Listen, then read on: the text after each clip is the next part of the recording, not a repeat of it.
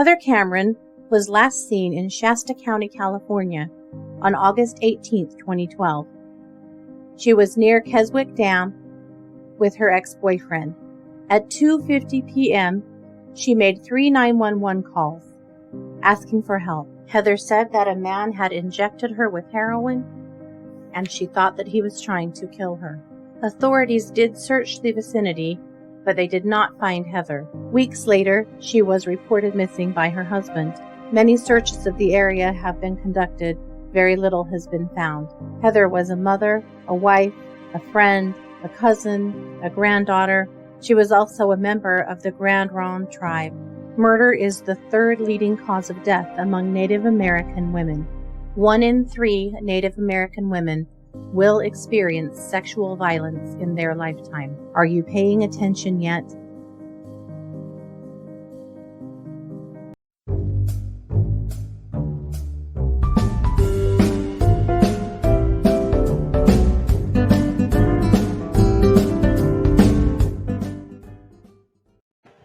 Hey everybody, and welcome to True Crime Paranormal with the Psychic Sisters. This is Katie Weaver, and I'm here with my co-anchor, sister, and partner in crime, Christy Brower. Hello. Hello. Hey, everybody. First show of the week. Right? Yeah. Back at it.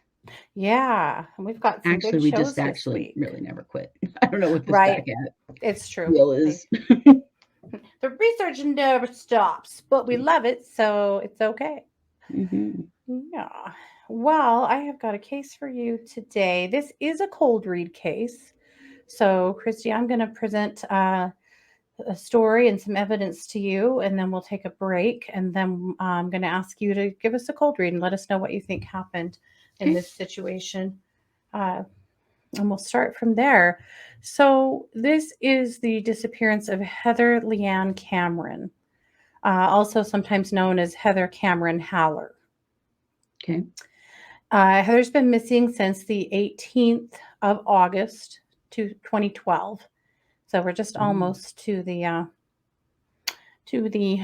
anniversary of her going missing. It's also almost her birthday. Her birthday is on the 11th of August. Oh, really? She was born in 1984. She was 28 when she went missing. And she is Native American. She's from the Grand Ronde tribe in Oregon, though she went missing in California. She has a tribal tattoo of flowers on her back, a tattoo of a girl on her left calf, and an unfinished tattoo on her right thigh.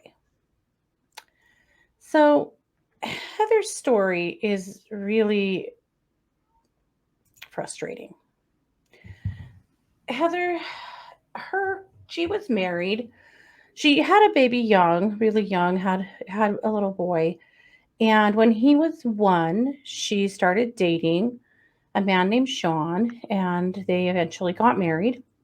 And they had 3 more little girls. And Sean was raising the oldest, the little boy, as his own. And things were going well. But Heather had a really, really hard childhood. Both of her parents were addicts. There was a lot of abuse and neglect. She ended up bouncing around from a lot of different relatives in California, in the Shasta area, as well as in Oregon. And so she just had it rough, you know.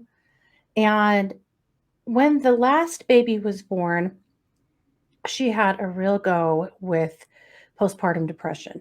Okay. And just didn't really bounce back from it, and ended up started using. And things got really hard, and eventually she and Sean separated. And, you know, he was just trying to take care of the kids and hold down the fort. And it's clear from listening to interviews from him that he always loved her, you know, but couldn't stay married to her, couldn't keep her in the house because it wasn't a good thing for anybody, especially for him and the kids. You know, he was trying to just hold the fort down. And so she was off doing her thing for about a year, maybe even a year and a half. And he had at one point convinced her to go to rehab, and she did for a short time, but it really didn't stick. And she was kind of back to hanging out with the same old people, and it was just not good. So she ended up finally going back to rehab again sometime in the summer of 2012. And at some point, and I'm not entirely sure what the date was of this, uh, her ex boyfriend came and got her. Her ex boyfriend was her kryptonite. I'm going to just refer to him as Daniel. I'm not going to use his whole name because that's not ethical for me to do on the air, but I will tell you if you want more information about that. There are links in our show description that will detail all of those things. Sure. So, but for our safety, we have to be a little careful about what we say on the air. Mm-hmm. But she and Daniel had a really, really rocky past. There had been some domestic violence. There was major substance abuse, and Sean had been talking to her and thought that maybe they were going to try and give it another go and get their family back together. He thought that she was going to do a good stint in rehab and come out doing better, and they were going to put their family back together. Yeah. That's what she'd kind of indicated, and that's what he thought was going to happen, or at least hoped would happen. And so, little unbeknownst to him, at some point, Daniel came to rehab and got her and checked her out. Mm. She checked herself out and she left. And it looks like what had been happening is that they were actually living in a tent out in the woods near where she disappeared. Okay. So, a really weird thing happened a little ways before she disappeared. Before she disappeared, about 2 weeks before she disappeared, there was a call to the sheriff because there was a truck that rolled right there in the place where they were. And they were, I should be able to tell you, the Keswick Dam. The Keswick Okay. Dam area in Shasta County. It's an extremely wooded area, like vastly wooded. And, anyway, it seemed though so they were kind of living there, and that there were other people that did that too, and the that were using, and not in a Mhm. good place. But So the truck rolled in the area where they were staying, but it happened before she left rehab? yeah, yeah. So back on, let's see, I have the police report here. I'm looking at it. Uh,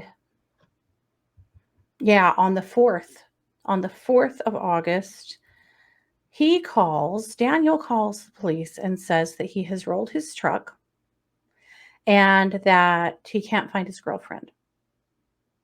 He's not sure where she went. So they come and Mm. get his truck. He's rolled a couple of times and is kind of up against a tree. So they get his truck out of there. And at that point, he tells them he's not sure, but he thinks maybe she rode out on somebody's quad. So not to worry about it. And they didn't worry about it. What? Yeah. Did they even get her name or anything? They did have her name, but there was no follow-up to make sure she was okay or anything. They just okay, and off they went. Wow. So then fast So it forward to was a the slight day, rollover. yeah. Okay. Then fast forward to the day she disappeared. She called dispatch in the afternoon about 3:30. And the service there was really poor. She was using Daniel's phone. It appears that she didn't have a phone, but she had been calling typically and checking in with her husband, checking on the kids every day or two. That was really normal for her. Well, she called dispatch and she was really, really upset and she was screaming and she was telling them that she needed law enforcement right away for a medical issue. She said that he had injected her, that a man had injected her with heroin. Now, she didn't name Daniel, but she said a man had injected her with heroin and that he was trying to kill her. Oh She said he boy. had a gun, but he had thrown it off a cliff or off the mountain. Uh, the phone died, but she did tell them that where she was. She told them that she was near the dam or on the dam road, that she was near Trail 10. Like she pretty much told them right where she was. Mm-hmm. And then the phone died Mm. because the service was bad. And they did try to call her back a couple of times. She didn't answer. She called them again and was kind of repeating the same story like, I need medical help. I need the police. I need some help here. And again, they are not really, the dispatch report is very frustrating. She says at this one point in it, it says, female called again, still hysterical. She says she is walking near where the vehicle rolled a few weeks ago.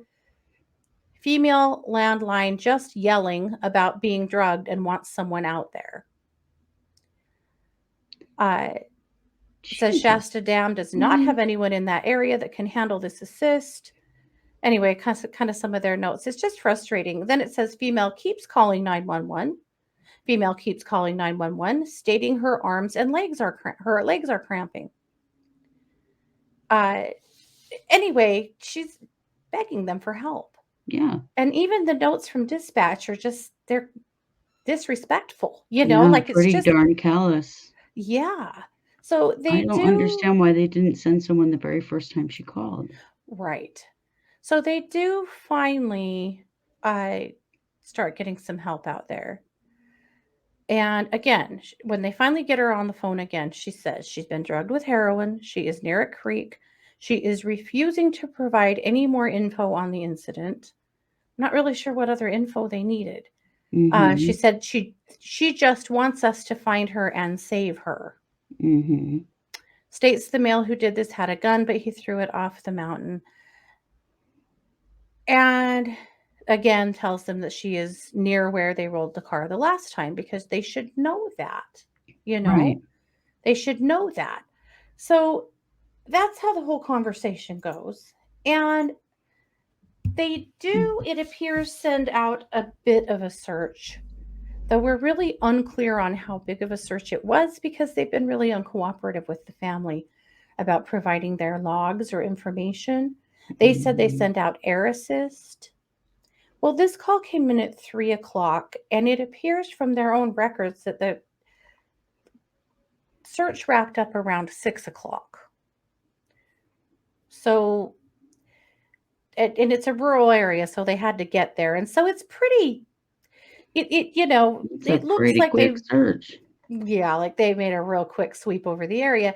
And air assist wouldn't show you a damn thing because that's really thick brush and trees Right. and overgrowth and it's crazy. But so that's what happened at that point. Okay. Well, she also amongst all of that had called Sean from that phone. Mm-hmm. And Sean was upset because he thought she was going to do rehab and come out and they were going to do better and give it another try. And he was angry. And he told her off on the phone. Sure. And in an interview that he did with, he did a really sweet interview with smokesignals.org. And Mm. we have that article in our link or in our show description. You guys can go listen to it if you'd like. But there he says, that's really he has that to bear because he did that, you know. Yeah. But, Well, I can he was understand why he hurt. would. Yeah, and he was angry and he thought something better was going to happen. So, Yeah. at any rate, that's all that happens for a while, except for that Sean really starts to worry because she stops calling. And she usually calls frequently to check on the kids. And Mm-hmm. even though she was struggling with substance abuse, she loved her kids and she was a good mom and she did everything she could to help provide for her kids. And Mm-hmm. it was almost one of their little girl's birthdays. And she would Oh. never, ever have missed a birthday. Uh-huh. So he finally, after a week or two, he finally calls the police and says, "Hey, I think I might have a missing person. I want to report her as missing." And they're Mhm. like, "Oh, weird," because a couple of weeks ago, she called 911 all of these times and says she was had been someone had injected her with heroin and that they couldn't that she Ugh. wasn't needed assistance and that she someone was trying to kill her. And he's like, "What?" They're like, "Yeah, that happened, but we didn't find her. We went and looked, but we didn't find her." This is how her family finds out she was missing. Oh my gosh. Yeah, That yeah. just what the hell? So any, you know, timely search was completely improbable because they Right. didn't even bother to try to find a next of kin or a family member and report to them what was happening. So her family gets right on it, obviously, and they search, man. They search and they search and they search and they search. And this area is just honestly impossible. The terrain is unbelievable. Some of it you can't even get to without, most of it you have to do on foot. Some of it you can do on a quad. Very little of it can be done in a vehicle. Mm. But they're researching all of these maps and this whole area, trying to figure out where in the world she could be. Mhm. And with almost no luck, except for that they find not far from where she said she was her debit card. Oh gosh. Yeah, but somehow that went by the wayside. Well, I mean, Yeah, when in you the don't even big try at all. search, yeah, that happened for her. So her family is desperate, and they're trying everything to get help, and they're not getting much help. They're getting family and some community members, and that's about it. They finally Mhm. actually get a local Northern California militia to join in the search and Mm. help them because they're not getting any help. Mhm. They did many fundraisers. They had, accounts. They did bake sales over and over again. They did all kinds of stuff to try and come up with a little extra money. They had two Facebook pages going for a while. I mean, they really tried, really, really tried. But what could they do? Right. Now, Well, and they didn't have the resources that the police did. Like, where the hell is Daniel? where the hell is Daniel? Yeah. Well, Daniel is a hot mess. And Daniel can't stay out of jail. And Daniel manages, the police say that they have pulled him in and interviewed him 3 times, but that none of those interviews have borne any fruit. But Daniel is racking up a rap sheet that you cannot even freaking believe. And it's such a, it, this, it's so hard for me to understand these parts of it in that this guy is seriously like a serial criminal. Mhm. And the fact that somehow this is just flying is hard to imagine. But between 2012 and 2017, Daniel is convicted of multiple felonies and multiple misdemeanors too. But it just seems like they're just not, like he's just getting a little slap on the hands here and there. It's Mhm. crazy. But, and again, the Mm. police say that they did talk to him 3 times, but basically they indicated to the family that unless we can come up with a body, we really have nothing. We can't charge him with anything because we don't have anything to charge him with. Mhm. But then there's a really interesting thing that happens. And this happens on the 4th of April, 2013. So this is in the spring. So she disappeared in August. Now we're fast forwarding to April. And they get a call from someone who says that they were staying in Reading 2 months ago with someone's boyfriend who confessed to them that he 187 D'd someone out near Keswick near a cliff. Mm. Well, 187D means murder. Okay. That's a dispatch term for murder. Mhm. So he literally has told someone that he killed someone Mhm. near a cliff out near Keswick. And they report that to the police. So they have that, but still nothing. Hmm. Uh, the police, they just do a lot of things that like that. Apparently, the vehicle, they did put APB out for the vehicle, for his vehicle when she first went missing to talk to him. And it's a vehicle that had already been sold, that he wasn't even driving, he didn't even own. Mm. Like it was all so messy and with Mhm. so very little care. Yeah. And it just makes you feel like as soon as she said heroin, their eyes rolled back in their heads and they stopped caring. Yeah. And then add to it that she was Native American. Yeah. And it just, the whole thing honestly slays me. So now here we are 9 years later, Mhm. and they are no closer to knowing what happened to her. Mm. Not at all. They've got nothing. And also, of course, we have this Daniel character still cruising around the whole neighborhood. You know, he's still Mhm. around, he's still just doing his thing.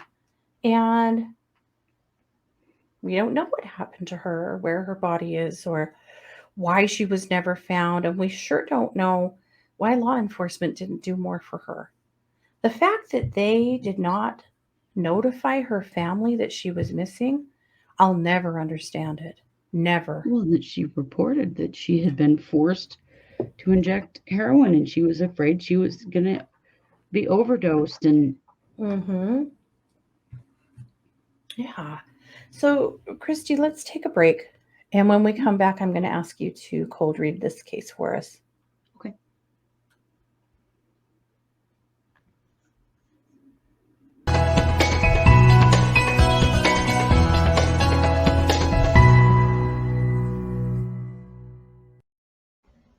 Hi, I'm Christy Brower and I am the eclectic healer. I have been on a healing journey for the last 25 years for myself. Along the way, I have picked up some skills that have helped me, and I would like to share them with you. Join me for my podcast, The Eclectic Healer, on YouTube and all major podcast apps. I will be sharing energy healing, crystal healing, vibrational healing, and mental and emotional healing tips and tricks. Come with me and let's heal together.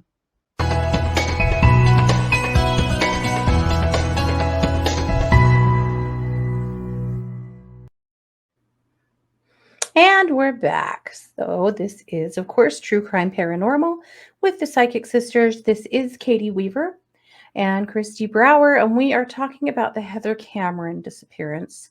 So, Christy, we've laid out the details, all the evidence that we do have. And so I'm going to get out of your way and just ask you to give us a cold read on this case. Where's Heather?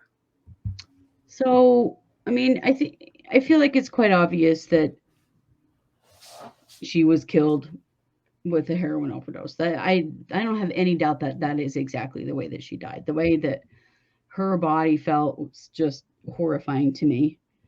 But definitely that is what killed her.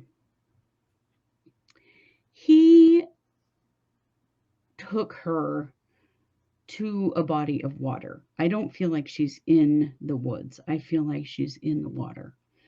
And he knew, that she'd been reporting and that, he had caught her calling 911. And so he knew he had to get her out of there and away from, where they would be looking, around the area where she'd been Mm-hmm. calling from. And so I do feel like he moved her to a large body of water. I think it's a lake. I don't feel like it's running water. I do feel like it's still water, so I do feel like it's a lake. And he put her in the water. He knew they were going to come search the woods. And so he had to get her somewhere that seemed less obvious. She's really not that far away from where she was making the calls, but far enough away, excuse me, far enough away that, they didn't really think to like check this particular body of water. My sense of him, the whole situation. So she checked herself out to go be with him. And then he immediately wants her to use. And I feel like she started feeling guilty and thinking about her husband and thinking about her children, and that she tried to back out. She tried to say, wait a minute, no, this is a mistake. I'm trying to get clean. I really do feel like she was in a moment of weakness. She let him take her away from there because she was feeling like she couldn't handle it. But that when it came right down to it, she really did not want to. She didn't want to use. She didn't want to relapse. She didn't want to do this to her husband and her kids again. But he is a doesn't take no for an answer kind of guy. Mm-hmm. And there was no way that he was going to hear that. I also feel like he felt judged by her when she made these statements that, I'm not going to use anymore. This isn't good for my kids. I want to make my marriage work, these kinds of things. Then he felt judged and rejected. And that made him really angry. And he went from trying to get her to come with him and use with him and kind of get back into their old ways. And he just flipped in his mind to, well, if I can't have you, no one's going to have you. And you're going to go out doing the very thing I want you to do, and he really took her power away from her. She did not use because she wanted to at all. He did force that. And he did, at this point, he wanted to hurt her because she had hurt him. He thought this was really his chance that he was going to get her back. And she just really didn't want it. Excuse me. She didn't want it at all. It was a very impulsive mistake to go with him, but she knew almost immediately that it was. My sense of the 911 caller, the situation there, I feel like in Shasta County, there's a lot of drug use. There's a lot of law enforcement having to get involved with overdoses and problems, people fighting over drugs and money and that kind of thing. And I feel like they've become quite jaded, or had at this time become quite jaded. And so to them, someone calling and saying all of this, in their mind, what that was just the crazy ramblings of a drug addict. They just didn't take it seriously. Like we've heard this before. We go out there and there's nothing wrong, and that kind of thing. And I feel like they just had really become burned out by the whole thing and couldn't deal with it anymore. I didn't want to deal with it anymore. I didn't want to deal with Really it. did not recognize the danger that she was in. They didn't recognize it at all. It wasn't that they intentionally ignored her in danger. They really didn't believe she was. Yeah. They're like, oh, here's another addict calling 911, full of crap kind of stuff. And I feel like this case kind of shook them out of that. Mm-hmm. But it was too little, too late for Heather. Yeah. But I do feel like there's just a real strong, jaded energy around that whole situation, where they were like, we've heard this crap before. We're not going to waste our time on something that, somebody's out there using because they want to. And she was in an area that was known to be, kind of unhoused addicts, and people who were really struggling. And I don't know, they just didn't want to deal with it because they just felt like it wasn't really legitimate. Yep. And her calling over and over again, I feel like added to that. If she was in so much danger, why could she call? Yeah. I feel like that was a question that they had, like, why is she able to still call if she's really in danger like this? So anyway, that's my sense of it. All right. Well, thank you. I appreciate that. Any sense of, do you think she'll ever be found, or do you think he'll ever talk? I don't feel he'll ever talk. I feel like in his mind, he's gotten away with it. I feel like he may say things here and there, but to Like he actually did. like come Yeah. out and go to the police and say I did this, and no, I don't feel that he will. Yeah. I don't feel that they're going to find her body. And I hate to say that because I don't want that to be true for family, but I don't feel like they will. I feel like she's not where they think she is, and that her body is just going to stay where it is. Yeah. I don't really feel like it's well past its stage of, coming to the surface of this lake. It's her body is Hmm. definitely on the bottom of the lake, and I don't see that changing. Yeah. Okay. All right. Well, thank you for that. Yeah. They did comb that mountain as well as they could, or that area, with cadaver dogs, and the cadaver dogs didn't pick up on anything. Mhm. Over the past 9 years, there have been several bodies found in the area that put everybody on pins and needles just to discover that it wasn't her. Yeah. But uh, they still have hope. They're still actively running a Facebook page. Mhm. Her cousin Shannon, I spoke to Shannon, and she helped point me in the right direction and helped me understand this case a little bit better.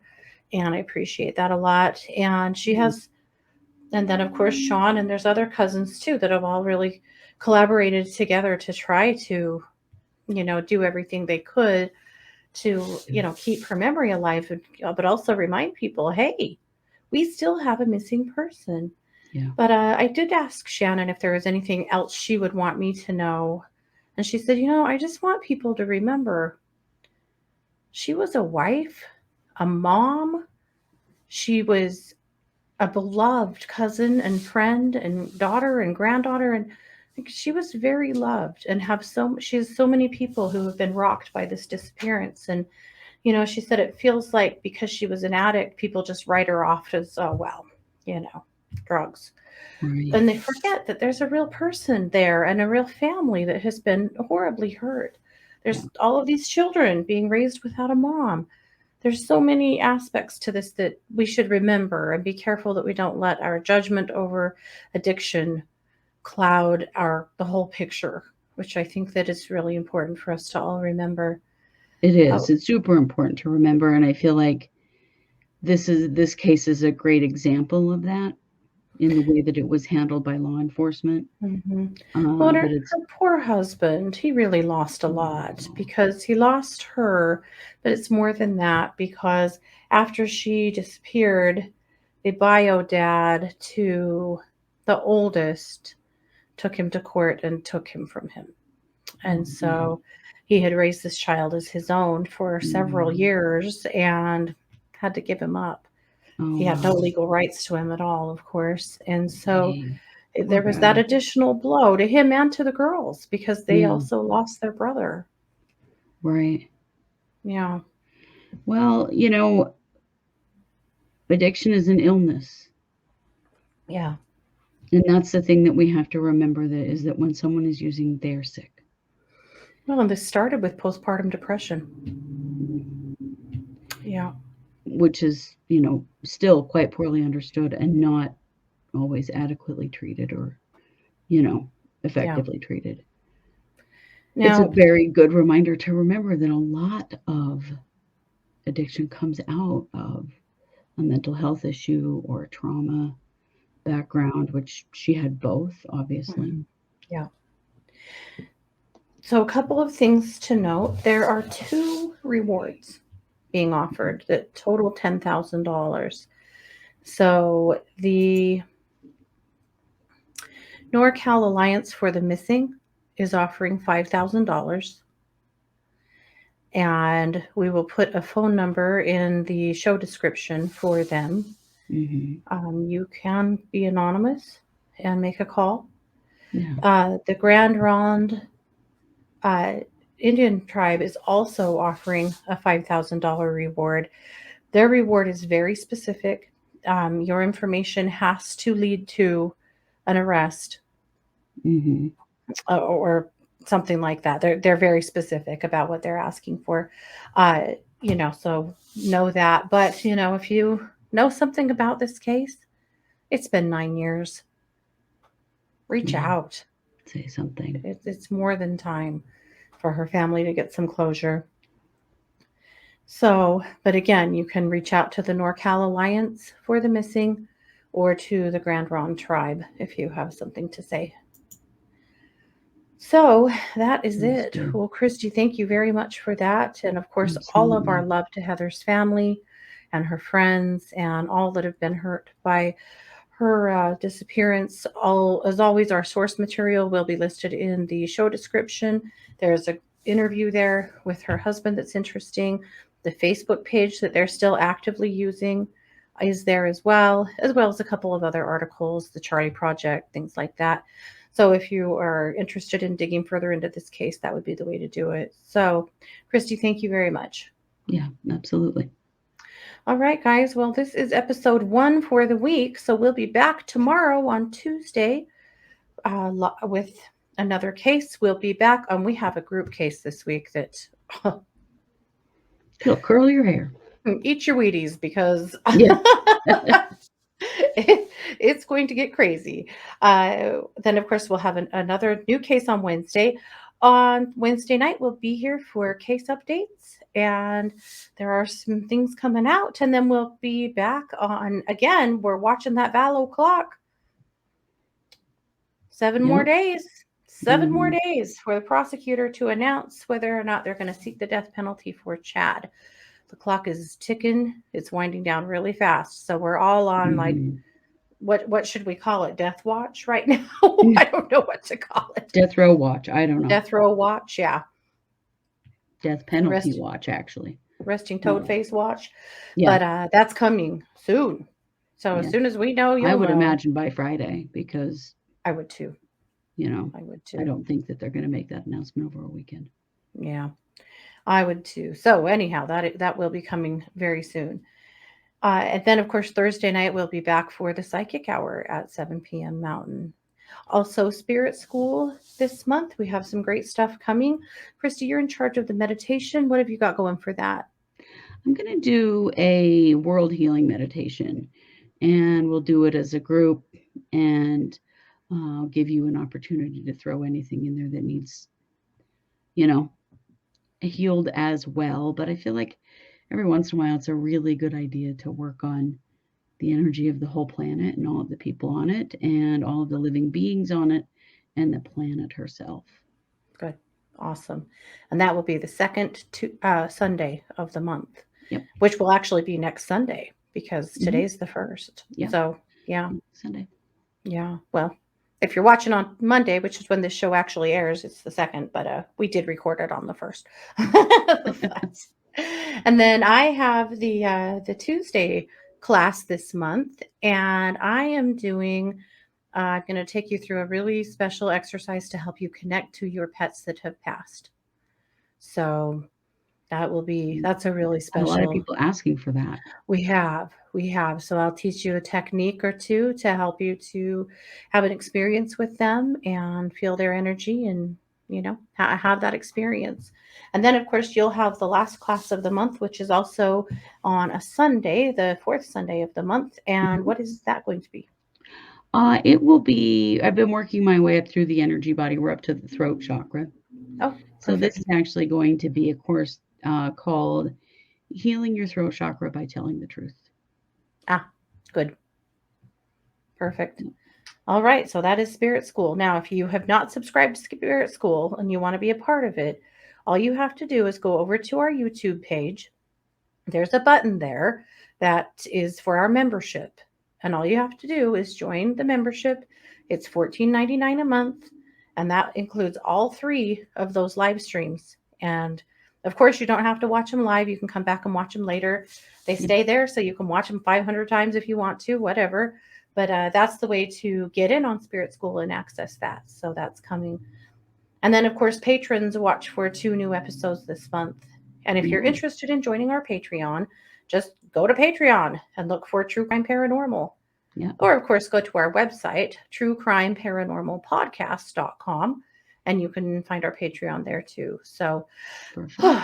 that's a lot of housekeeping, but it's the first show of the month. We've got a lot of things to say. We do. So thank you guys for being here. And everyone, please be well. Take good care of yourselves. You're worth it. We'll be back tomorrow. This has been yet another broadcast of True Crime Paranormal with the Psychic Sisters. Take care. Bye, guys.